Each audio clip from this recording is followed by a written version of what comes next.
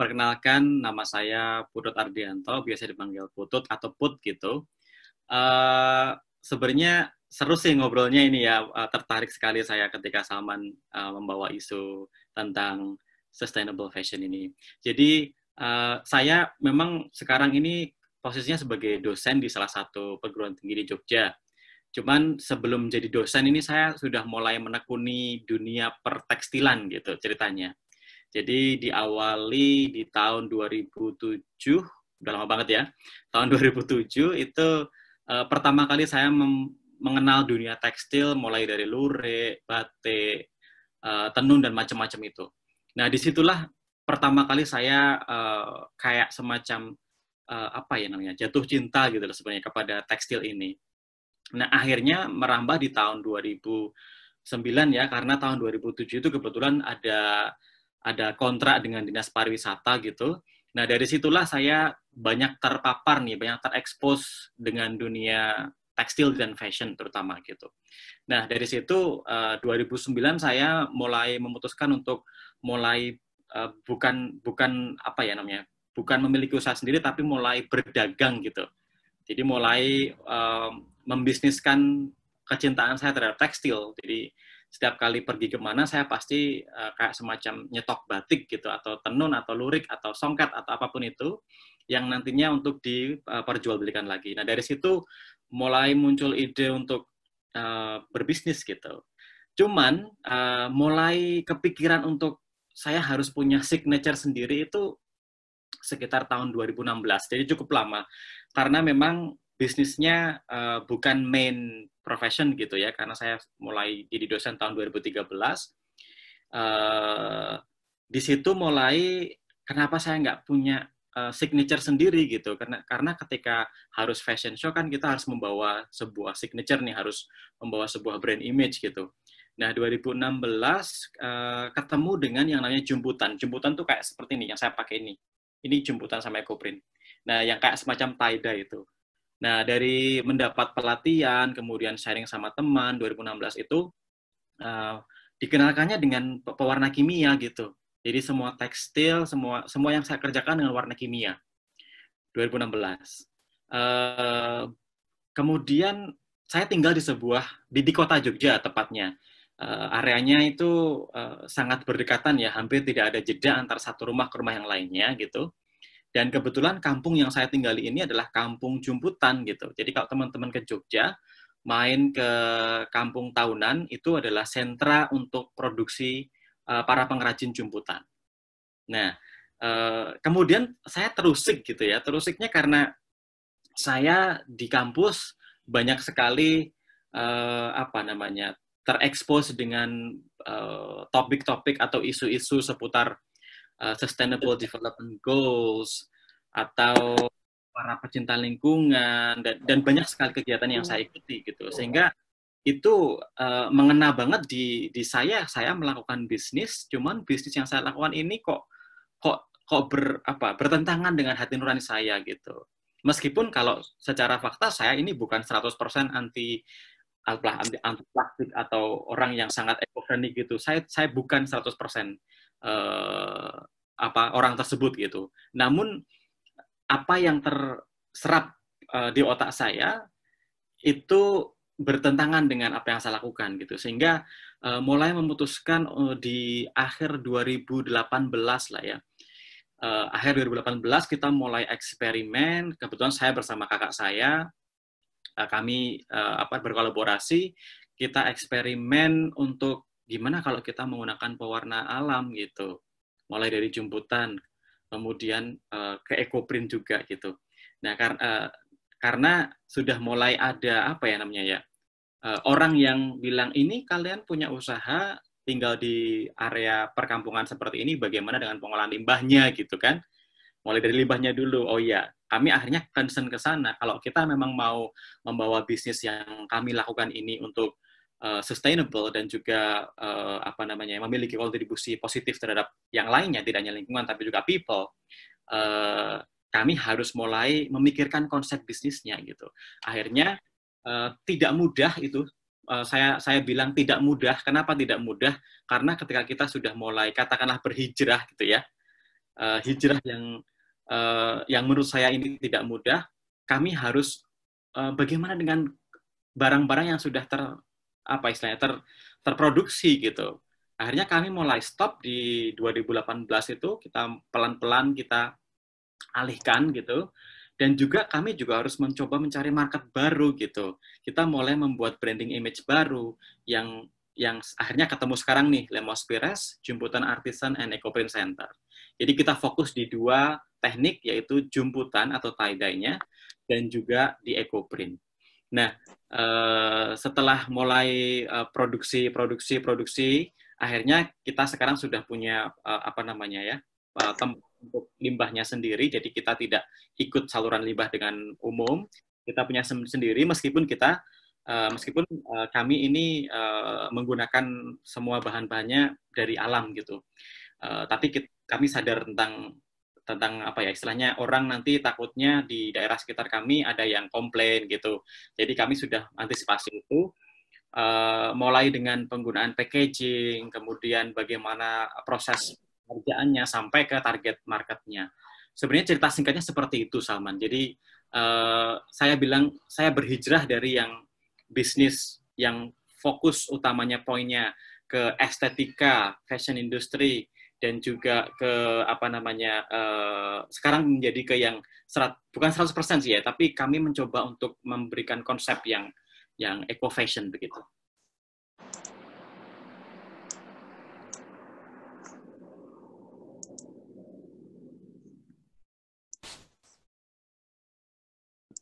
Salman masih di mute kayaknya ya.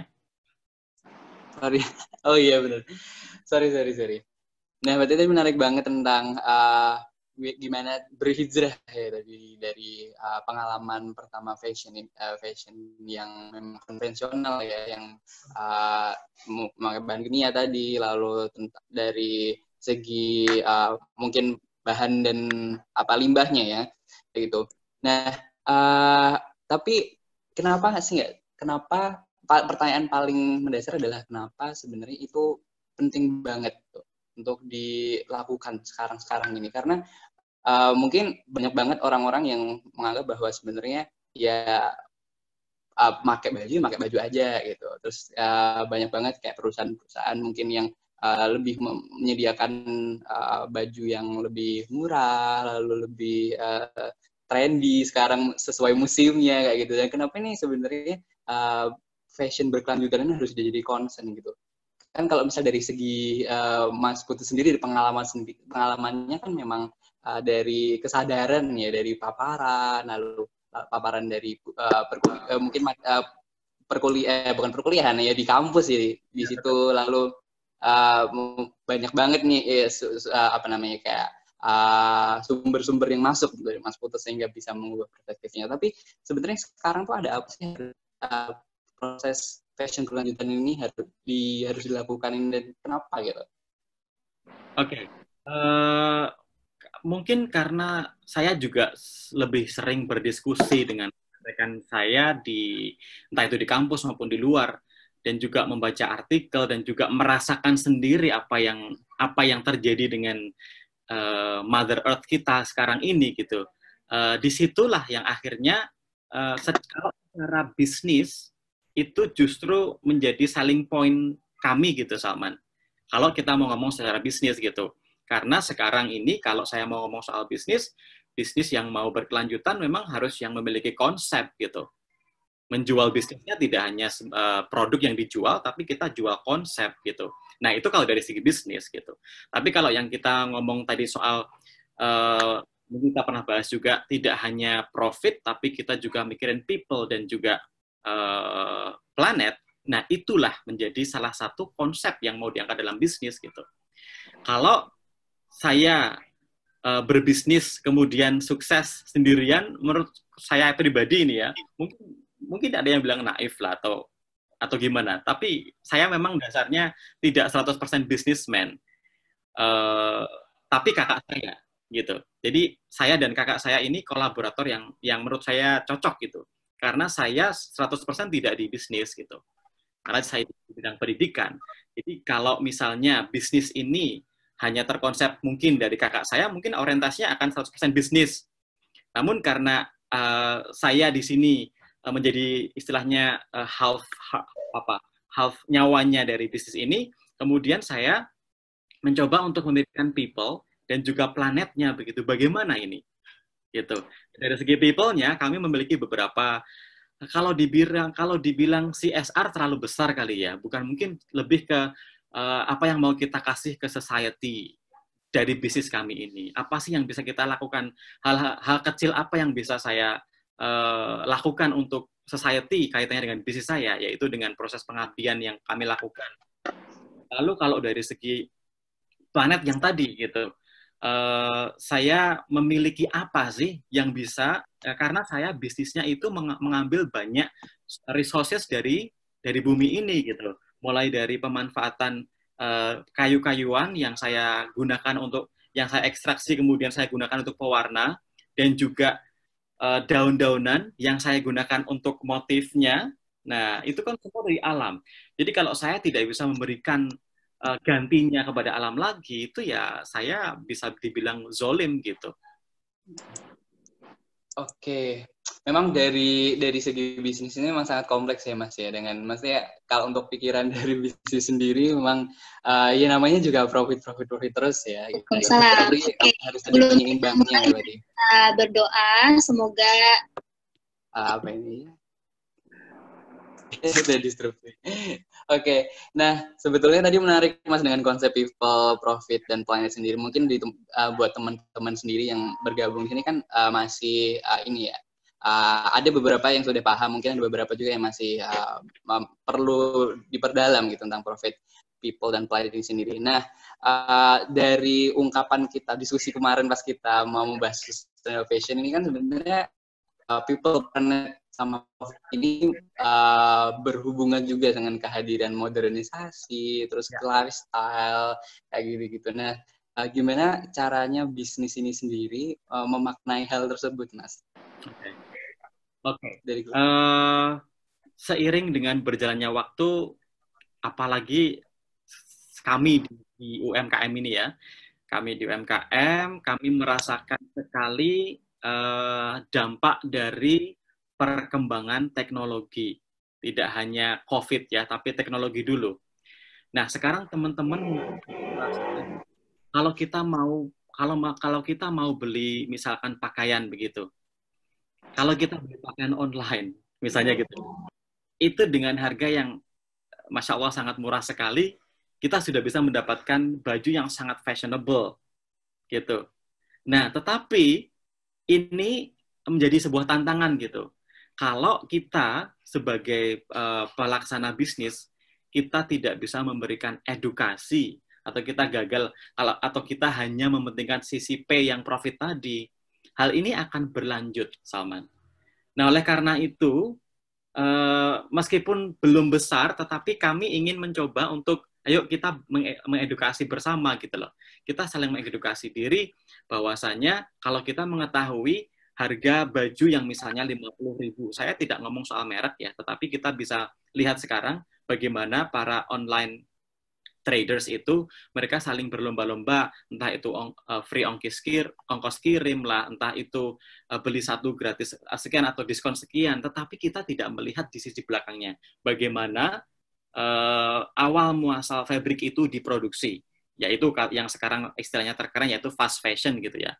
Dengan situasi fast fashion, dengan limbah yang dihasilkan, dengan bahan yang digunakan. Nah, ini loh soft marketing yang belum jalan. Sementara ini baru hard marketing aja yang dijalankan, yaitu bonus apalah, diskon inilah, free ongkir lah.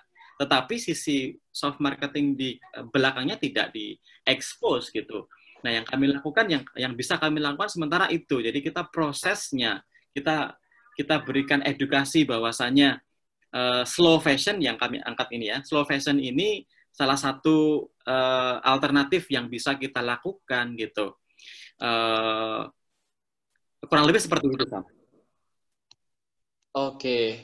Jadi mungkin tadi itu dibahas tentang slow fashion nih. Nah, sebenarnya kalau dari Lemus Pierce sendiri, yang dimaksud slow fashion itu sebenarnya seperti apa sih gitu.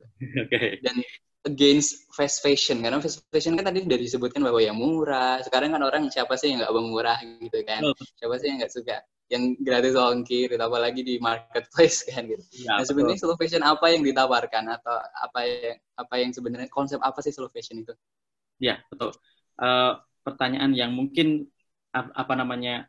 Mungkin saya bisa melihat gini, apa namanya?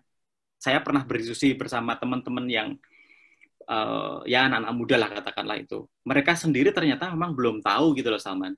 Maksudnya karena belum tahu inilah yang akhirnya menjadi ya ini kalau kita blame mereka ya nggak bisa karena memang mereka belum tahu gitu. Nah, kenapa mereka nggak nyari tahu? Karena tidak ada banyak exposure gitu. Nah, itu maksud saya ya. Oke, ketika kita ngomong soal slow fashion yang ada di benak teman-teman mungkin saya agak terdistract dengan chatnya ini ada yang bilang alumni Dimkot. Kayaknya ada teman saya di sini ya. Siapa ya?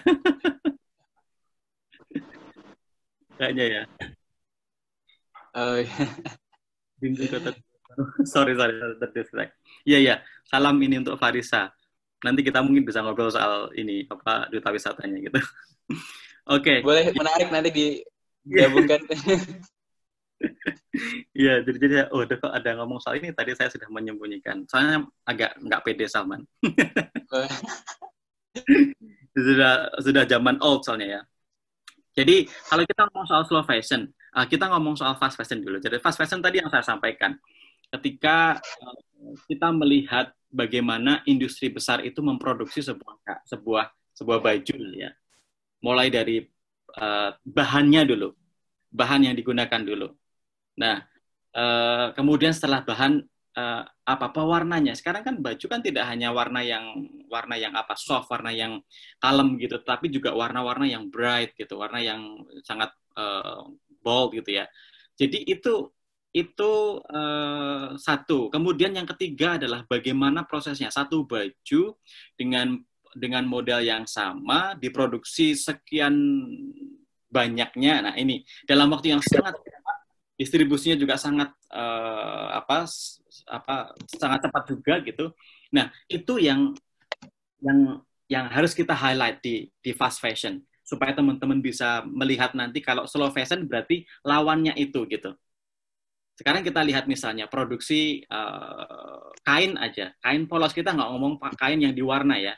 Kita melihat produksi kain yang dari mulai benang atau serat kapas, kemudian jadi benang, kemudian jadi sebuah selembar kain. Nah, ini kalau kita mau lihat, kita lihat bahannya dulu. Apakah polyester? Apakah membutuhkan banyak air? Berapa ribu liter air yang dibutuhkan? Nah, gitu. Ya, kemudian prosesnya sangat cepat sekali. Kemudian diwarna, limbahnya warna kemana? Kemudian setelah diwarna diselesaikan oleh pabrik.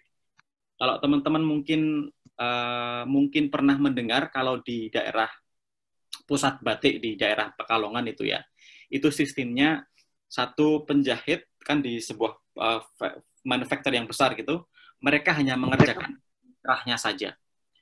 Satu penjahit lagi ngerjain bagian lengannya saja.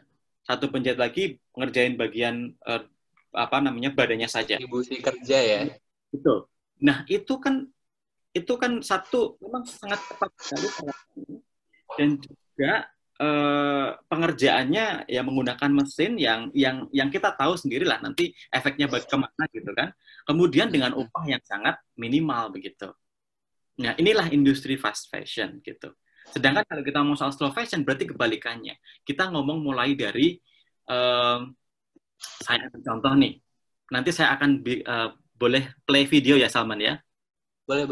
Ya, nanti akan saya sampaikan. Ini adalah prosesnya ketika membuat sebuah atau selembar ini aja. Saya berikan contoh deh. Saya siapkan ini nih. Nah, ini satu kainnya menggunakan kain tencel, gitu. Yang kita tahu misalnya kain tencel berarti dia merupakan serat selulose yang dia easily to biodegrade gitu, lebih mudah untuk terurai begitu. Atau misalnya produk kami yang lebih premium lagi misalnya ini kalau bisa lihat teman-teman semuanya. Saya tidak promo ya, tapi ini saya menggunakan kain jenis Bamberg. Nah, kain Bamberg ini kalau teman-teman tahu, dia terbuat dari seratnya biji kapas yang diolah menjadi benang, kemudian pengolahan tenun kainnya, kemudian dia menggunakan lebih sedikit air, dan kalau ini misalnya kita kubur dengan tanah, dia less than 2 bulan dia sudah bisa biodegradable. Gitu. Nah, hal-hal ini yang kami pikirkan gitu. Nah, ini kalau dari segi konsep yang muluk-muluk gitu. Ya, jadi kalau sekarang kita ngomong soal dunia bisnis bagaimana? Nah, itu tantangannya yang nanti kita jawab lagi lah. Oke. Memang kayak benar-benar untuk menciptakan sebuah satu baju di konsep slow fashion itu sangat berbeda ya 180 derajat sama yang fast fashion gitu. Ini menarik sih. Kalau yang mungkin kita masih bicara sama yang planet ya Mas ya.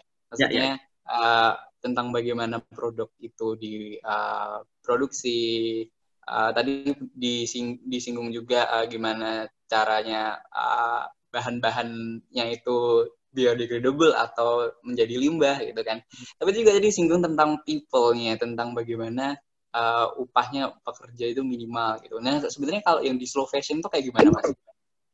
Oke. Kalau yang kami adaptasi sebenarnya juga itu berarti kan? Ya, betul. Yang kami adaptasi sebenarnya kami lebih mengutamakan mitra gitu, Salman.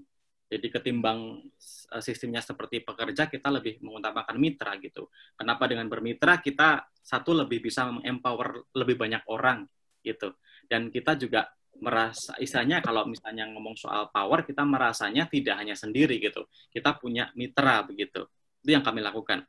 Nah, mitra ini apa? Mitra ini adalah kalau di bisnis kami memiliki mitra-mitra yang di daerah-daerah yang memiliki sumber daya alam yang memang cukup bagus gitu.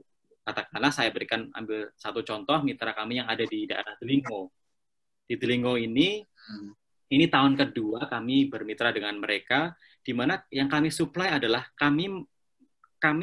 kalau CSR itu kan perusahaan besar yang sudah memiliki menyisihkan dananya kemudian mereka bagikan gitu. Nah, kalau kami adalah hibah hunter gitu. Hibah hunter itu kalau ada grant dari mana aja yang bisa masuk ke pengolahan sumber daya manusia. Nah, kami masukin. Kebetulan kami sudah tahun kedua ini mendapatkan hibah, dan hibah inilah yang kami gunakan untuk istilahnya apa? Mengempower people di mana mereka nanti memiliki skill baru. Nah, jadinya kami ini share nggak tahu ya, kami membuka semua, ya kalau dibilang semua mungkin ada 1-2% yang mungkin tidak kami buka lah gitu, karena itu kan istilahnya rahasia dapur perusahaan. Tapi secara keseluruhan 98% saya berani bilang kalau kami lakukan dengan proses pengabdian kami kepada masyarakat ini, kami bagikan apa yang kami lakukan dengan bisnis kami gitu, sehingga people, orang yang kami empower ini memiliki standar yang sama yang akhirnya nanti bisnis kita akan sustainable gitu. Kalau saya hanya melakukan sendiri, karena saya ini sementara ini ngeprintnya sendiri. Sendiri itu artinya saya dengan kakak saya, kemudian saya punya partnernya itu beberapa rekan yang mau bergabung dengan kami. Kemudian kami mencari partner. Nah, kalau kami melakukannya sendiri, kami 1 minggu mungkin hanya mampu memproduksi antara 1 minggu itu artinya proses printingnya ya 10-20 lah.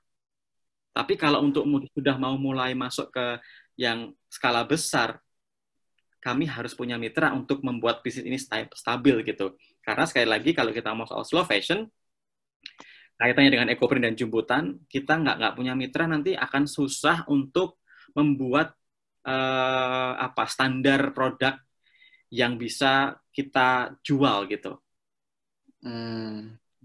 Oke. Tadi kaitannya sama sustainability ya Mas, dan juga tentang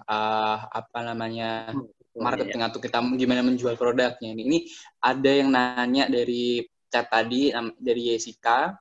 halo Kak, saya mulai concern soal limbah fashion. Nah, yang bisa saya lakukan beli baju second hand yang kondisinya masih bagus, tapi belum beralih ke brand-brand fashion yang mengusung eco culture, yang dengan harganya agak lebih mahal nih. Nah, disandingkan dengan brand fashion biasa. Nah, saya tanyakan ini lebih didengar eco fashion ini apakah ke depan saat isu eco fashion ini lebih dengar, persaingan harga eco fashion dengan brand biasa bisa bersaing dan tidak jauh lebih beda, tidak terlalu jauh bedanya. Soalnya kan tadi juga termasuk dari ini ya, gimana cara produksinya ya tadi. Ya. Nah, kira-kira gimana Mas ini menanggapi pertanyaan dari Jessica? Ya, untuk Jessica sudah melakukan hal yang sangat luar biasa sekali, yaitu salah satu cara bagaimana kita bisa mengurangi limbah fashion adalah dengan membeli, let's say, pre-loved outfit gitu ya, atau pre-loved custom gitu. Nah, itu bisa dilakukan sementara ini. Karena saya bisa bilang juga yang pertanyaan Jessica selanjutnya ini, kalau kita ngomong soal hashtag eco fashion, yaitu tadi, Salman, mungkin untuk kami sendiri, kami merasa memang ini belum bisa affordable untuk semua kalangan gitu. Karena tadi saya bilang di awal bahwasanya target market kami harus dispesifikan lagi gitu. Nah, itulah kendala sementara ini, kendala besar. Padahal kalau kita bilang sekarang di Indonesia ini yang paling banyak jumlah populasi paling banyak kan angka-angka usia-usia produktif gitu. Nah, sedangkan usia-usia teenager atau adult atau young adult ini mungkin bukan menjadi target customer kami, itu menjadi dilema lagi gitu. Dilemanya karena ya tadi, betul sekali, harganya tidak bisa bersaing sangat ketat gitu, tidak bisa. Justru harganya itu, kalau orang Jawa bilangnya jomblangnya tinggi ya. Artinya kalau sekarang orang sedang susah kondisi finansial misalnya, mereka nggak mikirin lagi nih Salman. Tetapi jangan salah, gitu. Ternyata di kondisi yang susah seperti ini, target customer kami masih mencari produk-produk yang kami jual. Itu yang saya mungkin nanti mau diangkat juga ya. Artinya kita semua terdampak, betul sekali terdampak. Bahkan di 3 minggu pertama kami benar-benar tidak membuat promo sama sekali karena kami memiliki pemikiran semua orang terdampak dan ternyata tidak akan ada orang yang membeli produk kami karena memang saya bisa bilang produk yang saya jual ini targetnya untuk middle up class gitu. Tapi kami mengikuti sebuah seminar yang diadakan oleh UMKM juga di Jogja. Dan ternyata kami salah gitu. Kenapa salah? Justru karena target kami itu middle up, mereka justru tidak terdampak, Salman. Gitu. Dan tidak terdampak berarti mereka tetap memerlukan sebuah preferensi untuk berpakaian yang tadinya mereka sudah mulai suka dengan konsep eco fashion atau sustainable fashion, mereka tetap pengen itu dengan cara yang nyaman sekarang, yaitu dengan yang tadinya kami belum punya katalog, kami cobalah bikin sedikit katalog. Yang tadinya kami tidak untuk pembelian shippingnya itu susah, sekarang kita mudahkan mereka untuk mau di gimana ini pengantarannya, mau pakai apa, bebas memilih. Nah, mereka butuh kenyamanan itu. Itu yang ingin saya bawa. Iya, memang semua orang terdampak, tapi memang kalau kita sudah mentargetkan bisnis kita di target customer tertentu, ternyata ada customer yang memang tidak, istilahnya bukan tidak terdampak ya, mereka terdampak tapi mereka tetap masih mampu untuk membuat kebutuhan tersier ini gitu. Karena bagi mereka ini, mungkin bagi saya ini kebutuhan tersier gitu. Tersier dalam hal ini kan saya tidak hanya menggunakan pakaian, tetapi saya menggunakan pakaian yang memiliki fungsi. Itu fungsinya apa tadi? Yaitu support sustainable fashion, ramah lingkungan juga begitu. Tapi sebenarnya menarik ya Mas, ketika ini opini pribadi saya. Maksudnya kalau kita lihat di mungkin sekarang kan hal yang di highlight gitu, itu adalah slow fashion dan fast fashion ini sendiri kan. dimana yang mana yang lebih berkelanjutan. Tapi ketika kembali poin pertama tadi, saat kita berbicara fast fashion nih ya, dengan di balik itu semua ketika ada proses bahan baku, lalu pekerjanya juga itu kan juga harusnya juga di highlight ya ketika teman-teman ingin membeli sesuatu gitu. Dan ini kedepannya juga bakal akan shifting ya, atau mengganti proses gaya lifestyle yang ada di anak muda mungkin itu kan, karena sebenarnya memang kalau dulu kita bisa beralih dari tidak menggunakan batik terus menggunakan batik buat anak muda, harusnya untuk produk-produk eco-friendly itu juga bisa dilakukan dengan yang sama gitu. Itu poin-poin yang menarik juga. Di bagian itu mungkin kalau kita ngomong soal kolaborasi antara environment kemudian entrepreneurship ya, atau sekarang jadi eco-preneurship, itu memang sangat tidak mudah. Karena saya menggelutinya dan saya bisa bilang tidak mudah, tetapi tidak ada hal yang mustahil untuk dilakukan. Artinya apa? Artinya kalau sekarang ini kalau tadi Salman bilang dulu mulai yang orang batik itu something yang very old gitu ya. Pokoknya batik itu sesuatu yang kuno deh gitu, nggak kekinian banget. Akhirnya muncul desain-desain yang tentang batik. Nah, tetapi kalau di bidang bisnis dan pengrajin batik, yang menjadi masalah lagi adalah sekarang muncul batik fast fashion, yaitu dengan menggunakan metode printing gitu.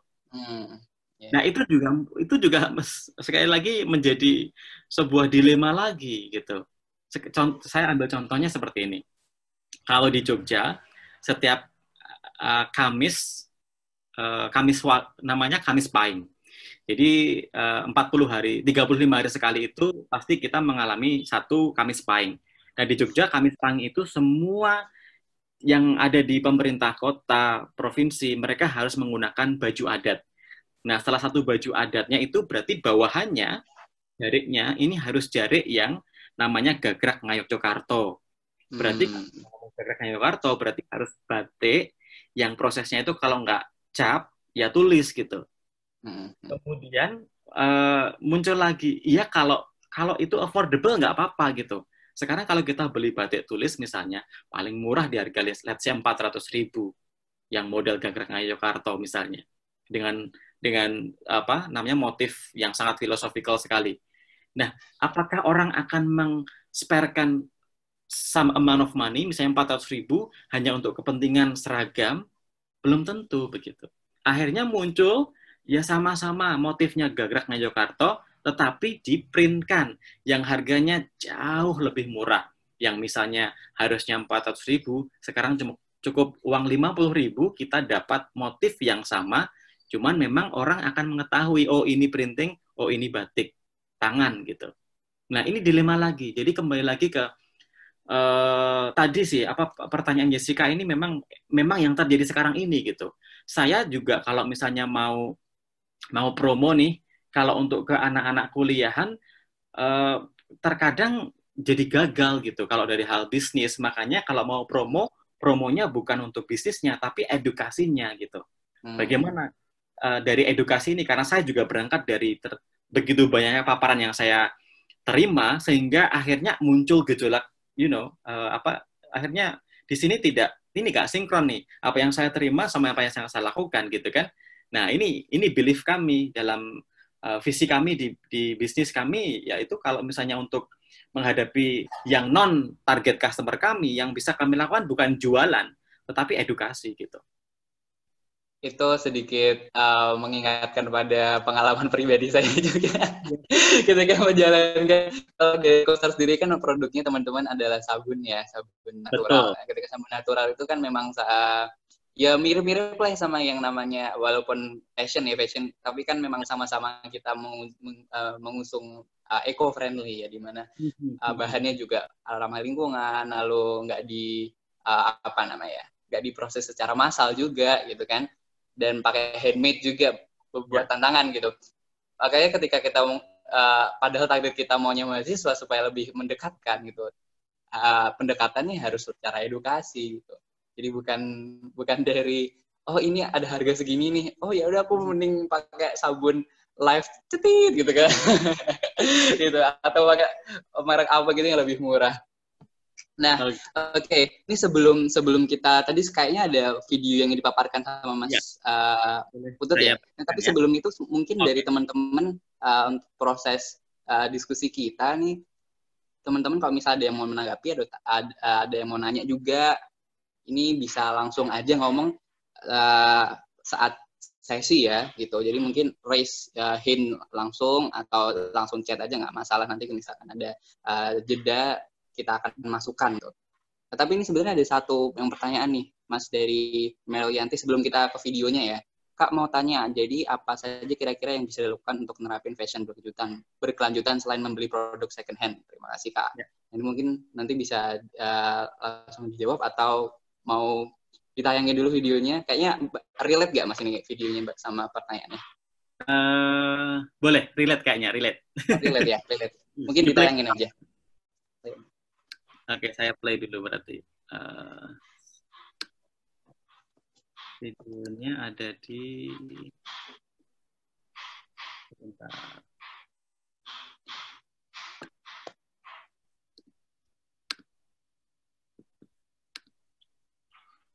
Bisa terlihatkah, Salman? Sudah.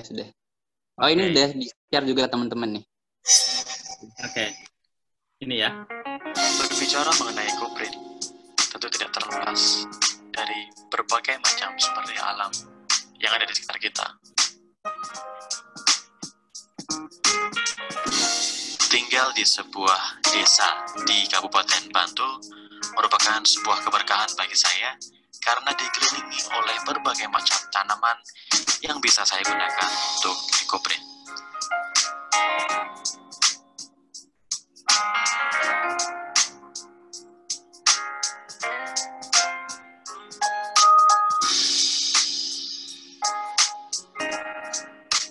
Dengan produksi EcoPrint setiap minggu, otomatis banyak sekali sumber daya alam, terutama daun, yang saya gunakan. Hal inilah yang juga mendorong saya untuk selalu menanam berbagai macam pohon agar ketersediaan sumber daya alam untuk produksi EcoPrint senantiasa berkelanjutan. Berbagai macam daun yang bisa saya gunakan seperti daun jarak bulung, daun lanang, daun jaranan, daun tabe buya, daun kesumba, serta daun kalpataru.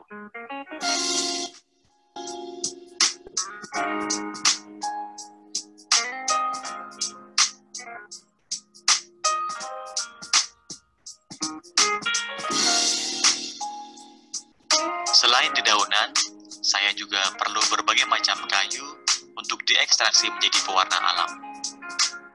Setelah melewati proses yang cukup panjang, barulah kita bisa menikmati keindahan kain-kain EcoPrint dengan warna alam yang sangat jujur dan tidak ada rekayasa.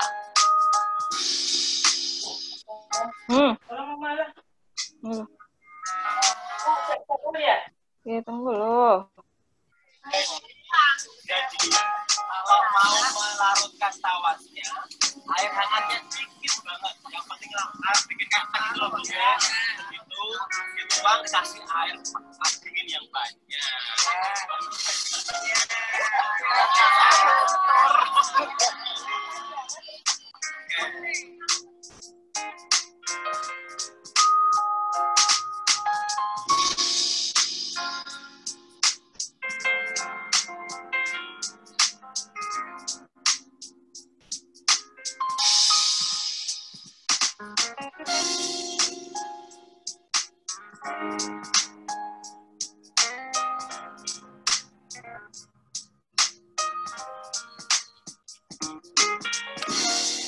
Oke. Sebentar. Menarik banget videonya. Thank you. Mungkin dari teman-teman ada tanggapan dulu sebelum kita lanjutkan nih. Dari videonya mungkin dari teman-teman ada kayak tanggapan atau komentar lah. Belum ya mungkin ya. Pengen ini buat. ada yang komen nih, pengen buat gitu. Soft Boleh. banget warnanya. Oke deh. Oke, tapi tadi menarik banget Mas. Sebenarnya yang dilakuin tuh nggak cuman tentang gimana memproduksi ya, tapi juga bertanggung jawab atas produksinya ya. Ya, betul, Tadi betul. nanam pohon juga gitu. Karena kan banyak banget industri-industri fashion ya, terutama tadi kalau di pabrik sebagainya. Walaupun sekarang ada regulasi kayak misalkan harus ada IPAL-nya, harus ada sebagainya itu. Tapi jarang yang memikirkan semuanya gitu. Nah, apakah ini dilakukan oleh Mas sebagai produsen atau industri slow fashion ini, karena tadi kan ada pohon juga nih. Ya, jadi benar sekali Salman. Tadi yang ini sebenarnya video baru banget saya buat ya. Dan karena kemarin Salman WA Mas kalau ada materi yang boleh di-share, nah kalau saya bikin PowerPoint ntar kayak ngajar ya rasanya gitu.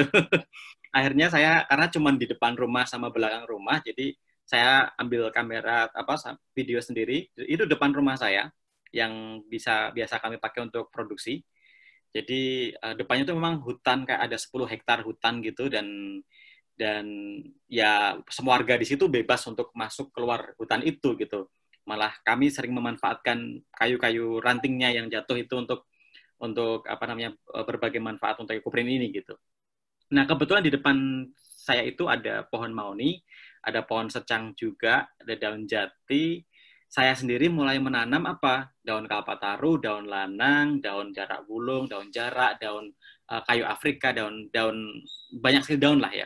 Nah, saya dapat knowledge tentang daun pun gara-gara ekoprint gitu loh. Karena akhirnya kan begini, kalau melihat hasil ekoprint pakai daun A kok nggak bisa ya, pakai daun B kok nggak bisa. Nah, ini kembali ke tekniknya gitu. Tadi ada pertanyaan, warnanya apa sih kok pakai seperti itu gitu. Nah, ini kembali ke teknik. Jadi kita punya beberapa teknik untuk ekoprint. Nah, awal muasalnya saya bikin ekoprint tuh daunnya gimana? Saya beli, Salman. Yang jual, ya komunitas ekoprinter pasti ada penjual daun, ada penjual kayu-kayuan untuk warna, ada penjual kainnya yang masih putih, ada penjual kain yang sudah di treatment tinggal ready to print. Nah, itu semua ada di komunitas ekoprint kami gitu. Jadi kalau saya pikir kalau misalnya daunnya saya selalu beli, satu, saya kan nggak tahu nih asal muasalnya daun. Daunnya kan ada yang daun liar, ada yang daun memang ditanam gitu. Nah, saya jadinya pikir kok nggak nyaman ya gitu, bisnisnya nggak berkah gitu loh. Kalau kami itu bisnisnya nggak berkah gitu. Terus akhirnya kalau selalu beli berarti cost production-nya naik dong. Jadi kalau cost production naik berarti harga jualnya juga harus naik dong. Marginnya berapa nanti mau diambil, kan gitu akhirnya mikirnya. Terus akhirnya ternyata kalaupun nanam pun itu nggak susah gitu, karena apa, tanamannya mudah banget tumbuh di kita. It's not like bunga sakura yang harus tumbuh di Jepang misalnya gitu loh Salman. Jadi karena tanamannya punya kita sendiri gitu, sehingga dari situlah coba beli bibitnya, kemudian ditanam dan ternyata tumbuh gitu dan subur sekali gitu. Dan bahkan ada daun-daun yang sangat liar seperti daun jarak bulung, daun jarak, daun tabebuya, itu semuanya liar gitu. Teman-teman mau nyari dimanapun bisa, cuman kan punya orang itu, bukan punya kita. Nah, akhirnya sekarang sudah mulai menanam, dan dari menanam itulah kita bisa bangga lah, karena apa yang kami tanam, kita petik, kita produksi jadi baju kayak gini deh gitu. Cuman untuk kayu pewarna kami masih beli, ada supplier gitu. Karena kalau untuk kayu pewarna kan kita butuh mungkin 1 kilo, 2 kilo langsung diekstraksi, kemudian masih bisa dipakai lagi gitu. Itu prosesnya, proses behind menjadi sebuah produk seperti ini gitu. Kalau teman-teman lihat gitu. Gitu Salman.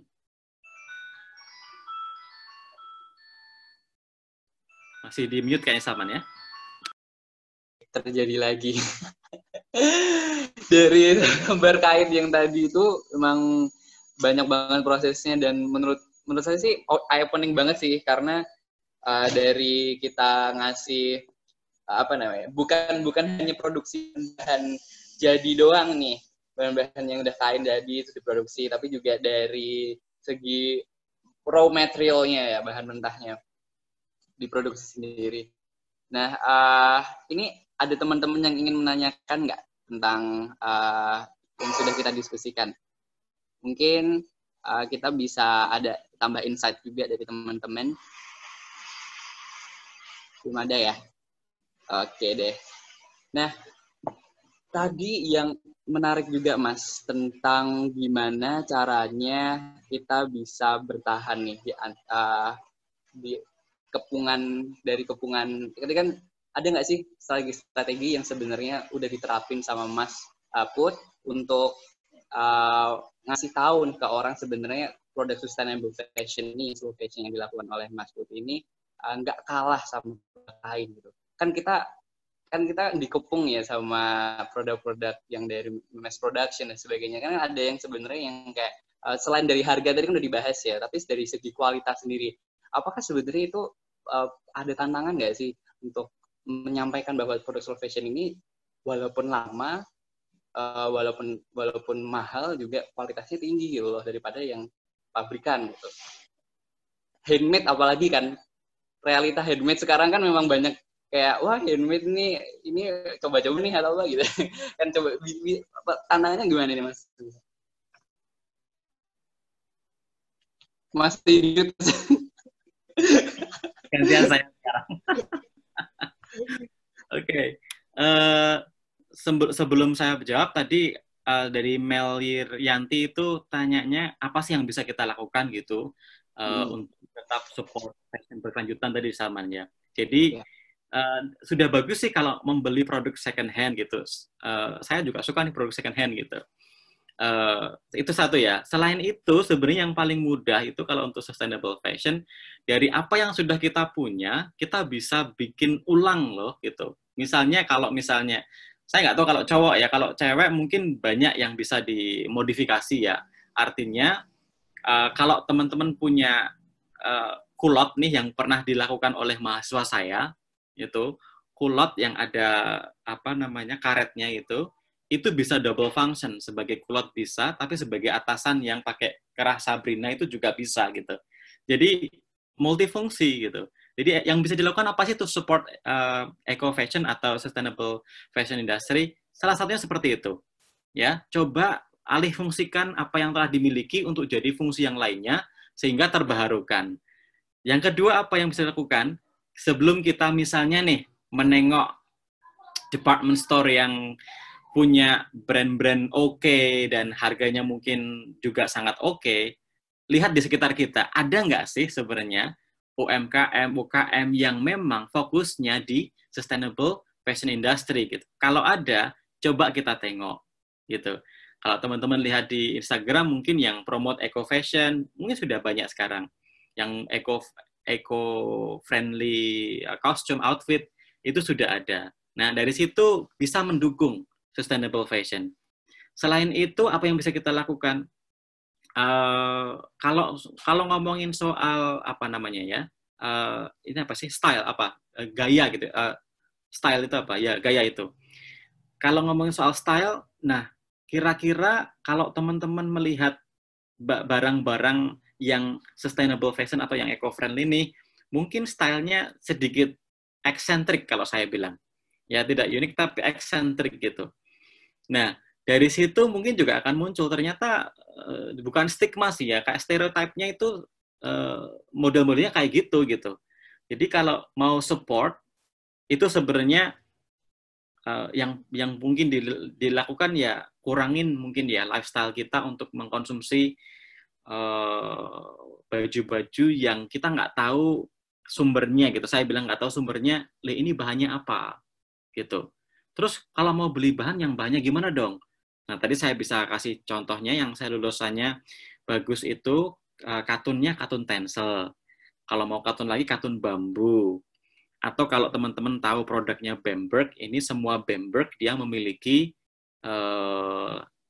ciri khas, yaitu biodegradable tadi, dan produksinya menggunakan sangat sedikit water, less water. Jadi kalau misalnya mau tahu seluk-beluknya seperti itu gitu. Jadi ternyata memilih produk pun wah harus detail ya gitu. Untuk kalau kita mau support fashion industry, itu untuk Mel Rianti ya. Kemudian untuk menjawab yang disampaikan Salman, itu tantangannya besar sebenarnya. Yang telah kami lakukan, saya mau share ini deh. Boleh ya saya share Instagram kami ya? Boleh. Oke, saya akan share Instagramnya. Where is it? Sebentar.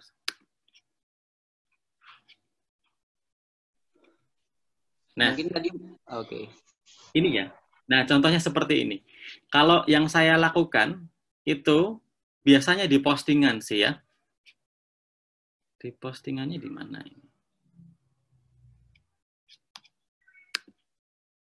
Misalnya, seperti ini sih Salman, sedikit edukasi. Dan memang banyak yang bilang gini ke saya, kok kamu pakai bahasa Inggris terus sih? Ya, target customer kami memang memang understand bahasa Inggris gitu. Emang edukasinya nyampe po. Jangan salah, sekarang sudah ada machine translation kok. Tinggal di translate aja sudah bisa jadi kok ini gitu. Tetapi kalau apa namanya, itu kembali lagi ke tadi sih visi misi perusahaan gitu ya. Jadi kami selalu menggunakan ini hashtag sebenarnya. Kemudian apa namanya, sustainable fashion.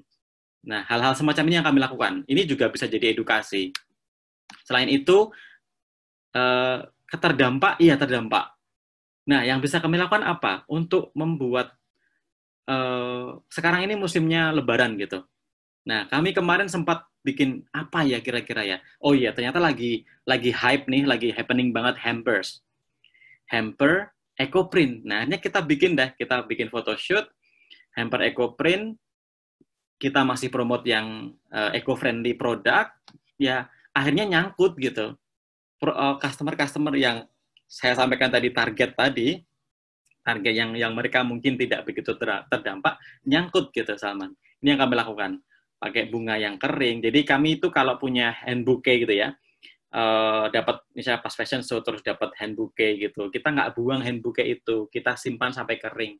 Jadinya dried flowers, ternyata bagus untuk aksesoris gitu. Nah, gitu sih. Terus kita juga ceritakan dapur kami gitu. Ini agak itu ya kayaknya ya, karena koneksinya ya atau gimana? Tidak bisa terdownload semuanya. Nah, ini. Nah ini yang saya bilang tadi, beberapa minggu itu ini isinya semuanya adalah tidak ada jualan sama sekali. Tapi kami ikut promosi yuk di rumah aja, kemudian kita menceritakan prosesnya ekstraksi pewarnaan menggunakan daun mangga. Ini juga contoh daun-daun yang kami gunakan. Ini hasilnya dari daun mangga. Apa yang kami lakukan dengan society, ini proses di belakang layar yang kami lakukan selama kemarin awal-awal COVID-19 merebak itu. Jadi kami nggak jualan direct selling sama sekali. Nah, seperti ini gitu. Itu Salman yang kami lakukan sih sebenarnya. Tapi memang bantu ya, maksudnya soalnya proses edukasi juga ya, shifting tadi ke fast fashion ke slow fashion. Iya. Jadi orang tahu, oh ternyata prosesnya tidak semudah yang print selesai bikin baju gitu, enggak. Kalau mau tahu prosesnya ini ya teman-teman semuanya ya, saya buka di sini. Jadi kalau misalnya dari kain polos, ini kain awalnya putih. Kain putih ini yang harus kami lakukan adalah kita melakukan namanya mordanting. Mordanting itu adalah proses untuk membuat serat-serat kain yang ada di sini itu terbuka pori-porinya sehingga nanti kain ini bisa menggigit warna, menggigit motif, begitu. Itu morden. Bahasanya biting atau menggigit gitu.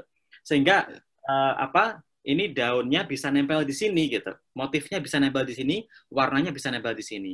Nah, mordanting ini kami lakukan sekitar 3 hari. Prosesnya adalah 1 jam perebusan kain dengan menggunakan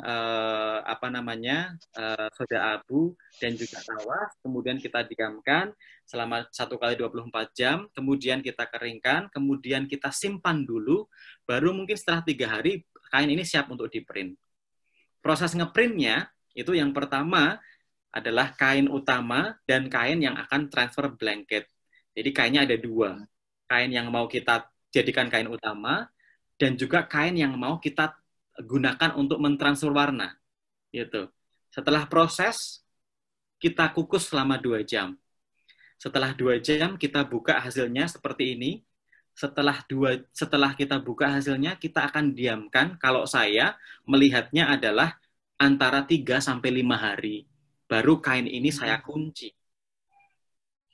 Kain dikunci supaya apa? Supaya warna-warna yang sudah tertempel di sini tidak luntur dengan warna larutan yang lainnya. Jadi kalau dihitung-hitung, prosesnya antara 10-14 hari untuk menghasilkan 1 piece kain ini gitu. Itu baru kainnya. Nah, baru kain ya. Belum nanti untuk jadi ready to wear outfit seperti ini misalnya. Gitu. Itu berarti harus memaknai ya kenapa harganya bisa segitu gitu kan, karena memang sustainability nggak harus dari bahannya juga, tapi gimana usahanya ya. Betul sekali. Ini ada yang nanya di kolom pertanyaan, Kak pengen tahu apakah warnanya jadi terbatas, tapi keren banget deh semuanya bisa semua warna alami gitu. Mungkin tadi pas lihat videonya itu. Ya. Kalau warna terbatas, mungkin saya bisa bilang tidak sih, gitu. Cuman karena kami itu, saya bilang tadi, bisnis kami itu memiliki konsepnya adalah ini warna yang mau kami angkat, gitu. Di awal-awal, saya punyanya ini. Kalau teman-teman lihat di belakang ini warna kayu tegeran. Kayu tegeran, ya. Kayu tegeran memang secara, kalau teman-teman buka dahannya kayu itu, warnanya kuning, gitu. Setelah direbus selama 2 jam, dengan komposisi 1 kilo kayu tegeran dengan 5 liter air, nanti jadinya 2,5 liter airnya. Setelah diekstraksi, 2,5 liter ini yang mau kita pakai untuk pewarnaan, gitu. Nah, jadinya seperti ini, kuning. Kemudian yang sebelahnya ini coklat, kayu tinggi, gitu. Nah, jadi yang kami gunakan memang kayu tegeran, kayu tinggi, dan secang. Sementara 3 ini awal-awalnya. Kemudian kami coba eksplorasi gimana dengan kulit manggis. Ini ada pertanyaan. Saya pernah nyoba pakai kulit manggis buat jemputan. Bisa nggak ya? Bisa, tapi tidak signifikan hasilnya. Kalau mau warna ungu, kita bisa menggunakan secang dengan treatment yang berbeda. Nah, kayak bisa pink atau ungu. Tapi ungunya soft sekali. Pinknya soft sekali. Gitu. Jadi kenapa hasilnya mirip-mirip? Iya, memang hasilnya mirip-mirip semuanya. Nah, cuman kita nanti pinter-pinternya diproduksi nih. Saya mengkombinasikan antara warna kayu tinggi dengan warna kayak tegeran akan memiliki warna yang beda lagi. Nah, permasalahannya adalah kami ini bisnis. Jadi kami harus memiliki standar. Kalau warnanya seperti ini, komposisinya bagaimana gitu. Padahal yang namanya alam, sekali kita punya takaran yang sama, tetapi kayunya itu asalnya berbeda, hasilnya akan berbeda. Itu uniknya. Makanya kami beberapa kali mendapatkan order seragam dari instansi. Kami beri edukasi. Oke, kami mau terima dengan catatan kita ada perjanjian di depan. Maksudnya apa? Yang namanya ekoprint atau jemputan, warnanya tidak akan pernah 100% sama. Apalagi motifnya. Kalau untuk ekoprint. Ini motif daun namanya, ini daun ketepeng kebo. Banyak melimpah, liar dia daunnya. Nggak usah beli di mana-mana, ambil bisa. Tapi untuk membuat yang model seperti ini, motifnya, patternnya, nggak mungkin bisa 100% sama. Mau 20 pieces, nggak bisa sama. Nah, itu perjanjian di depan yang kami sampaikan. Kalau untuk produk ekoprint seperti ini, kita nggak akan bisa 100% sama gitu, Salman. Ini ada juga yang nanya nih, Mas. Mulai dari kalau mungkin warnanya pakai bahan alami apakah, lalu ada iya Kak, benar warnanya susah konsisten. Kak mau tanya kalau produk batik bertuliskan warna alam indigo itu apa ya Kak? Ini juga ada yang saya tanya soal daun indigo gitu. Siap, siap. Kalau untuk nguncinya dulu ya. Kalau untuk nguncinya kami menggunakan dua sih. Satu kita menggunakan tawas. Tawas itu digunakan kalau misalnya saya punya warna kuning, biar tetap kuning, tapi pakainya tawas. Tapi saya punya warna coklat, biar jadinya coklat banget, hampir ke hitam-hitaman, saya pakainya tunjung. Tunjung itu adalah serbuk besi. Jadi kayak apa karat besi itu loh. Jadi baunya sangat luar biasa banget. Penggunaannya pun kita cuma sedikit. Karena kalau terlalu banyak nanti bisa jadi korosif dia. Justru merusak kain gitu. Makanya dua itu yang kita gunakan. Mau warna hasilnya terlihat cerah, itu pakainya tawas. Mau hasilnya terlihat lebih gelap, pakainya tunjung. Cuman pakai dua ini. Kemudian kalau untuk indigo, ya teman-teman tahu nggak? Ini sebenarnya saya prosesnya ini yang saya lakukan adalah menggunakan indigo. Ini saya buat sudah lama sih, karena saya suka hasil akhirnya, jadinya natural banget. Ekspektasi saya ini harusnya biru, karena saya punya logika kalau di batik indigo bisa biru, berarti ekoprint harusnya bisa. Ternyata tidak bisa. Jadi harus ada teknik khusus. Ya, jadi terkadang nalar saya itu liar untuk bereksperimen. Kembali lagi ujung-ujungnya ya tadi senyawa alam tadi tidak bisa kita bohongi. Kalau dia tidak bisa bereaksi, nggak bisa bereaksi. Mau kita kasih, mau kita treatment seperti apapun nggak bisa bereaksi. Jadi kalau indigo itu nanti memberikan warna biru, birunya bagus. Gitu. Jadi daun indigo vera, kami biasa menggunakan yang pasta indigo veranya atau serbuk. Jadi kalau langsung daunnya belum bisa. Tapi kalau yang lainnya, daun mangga, kita pakai sendiri. Kita potong-potong daun mangga seperti gambar tadi, kita rebus, kemudian kita ekstraksi, kita pakai. Hasilnya dia hijaunya hijau sangat soft sekali. Gitu. Oke, beda banget ya Mas kalau produk yang ekoprint sama produk yang memang mungkin tekstil dari pabrikan itu warnanya sendiri itu memang nggak bisa dibohongin gitu kan? Betul, betul, sangat beda sekali, iya. Sangat beda sekali. Ini ada pertanyaan lagi dari kalau yang pink pakai apa nih? Kayaknya Aminatus ini memang ingin banget nih. Ini saya kasih contoh ya. Ini yang ada saya tunjuk di layar ini warna pink. Nah, warna pink ini saya pakai kayu secang. Kayu secang itu kalau kita menggunakan media kainnya sutra, dia bisa menjadi warna pink.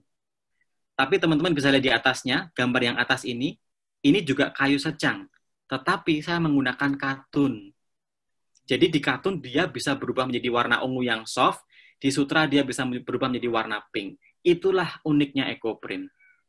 Dengan menggunakan larutan pewarna yang sama, jika medianya itu berbeda, ini tencel, saya pakai Bamberg, saya pakai sutra, pasti hasilnya tidak akan pernah sama. Itu uniknya kita bereksplorasi. Begitu. Ini Bamberg saya menggunakan tinggi, jadinya dia agak kayak semacam oranye gitu ya. Tapi kalau yang di katun jadinya coklat dia. Nah, hal semacam itu teman-teman. Jadi mungkin kalau mungkin buat slow fashion ini walaupun tadi banyak tantangannya juga, mungkin keunikannya juga salah satunya ketika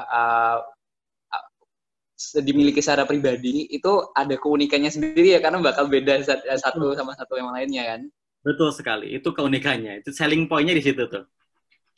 Nah, ini pink juga ya. Berasa kata siapa tadi? Kata Azimah berasa beli produk limited banget gitu. Iya, betul sekali. Nah, ini Salman kalau saya boleh cerita lagi, terkadang limited produk itu sangat bagus sekali. Ya, tapi juga itu bisa menjadi bumerang buat kami para pebisnis. Karena apa? Yang produknya limited, berarti kita nggak bisa untuk memperbanyak produk itu sehingga jangkauan ke customer juga sangat kurang. Sehingga yang kita lakukan adalah kita nggak bikin limited produk sih, cuman kita bikinnya adalah produk kami itu uniknya desain itu tidak bisa disamai dengan desain yang lainnya gitu. Oke, berarti itu satu strategi nih buat teman-teman juga yang mau melirik bisnis eco-friendly ya. mungkin dari fashion ataupun yang lainnya juga. Ini tips dari Mas Putu.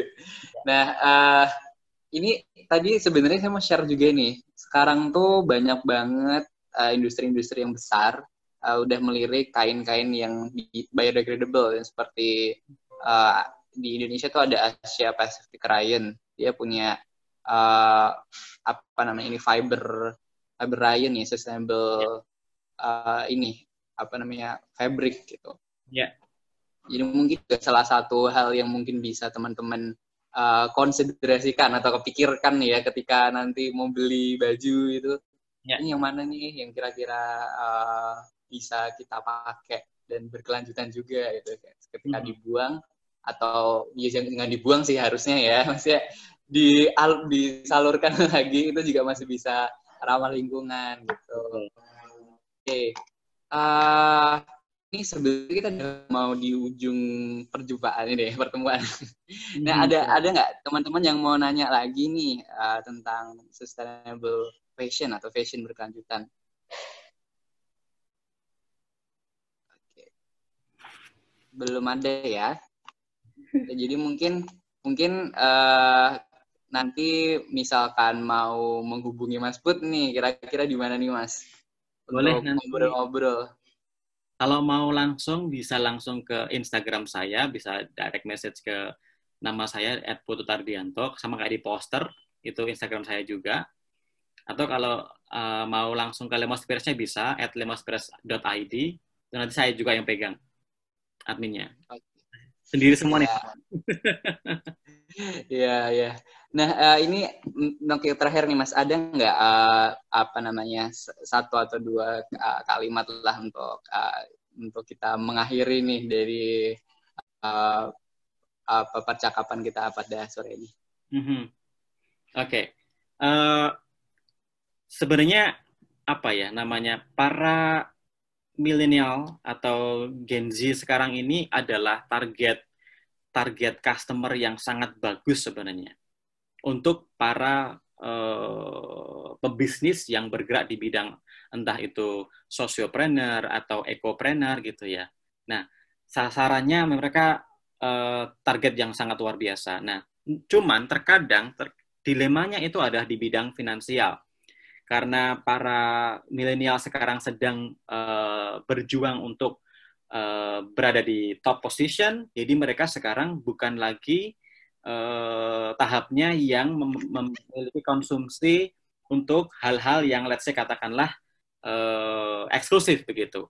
Nah, namun yang bisa kita lakukan adalah kita bisa menjadi orang yang menularkan gerakan-gerakan ini. Jadi kayak teman Salman bersama teman-temannya yang memiliki EcoStar, kemudian Salman juga sudah pernah ketemu dengan rekan saya yang memiliki Marmara Shop Crafter. Jadi karena hal-hal inilah yang menjadikan kita itu semakin kuat gitu. Karena saya mengambil quote dari Oprah Winfrey, surround yourself only with people who can lift you higher.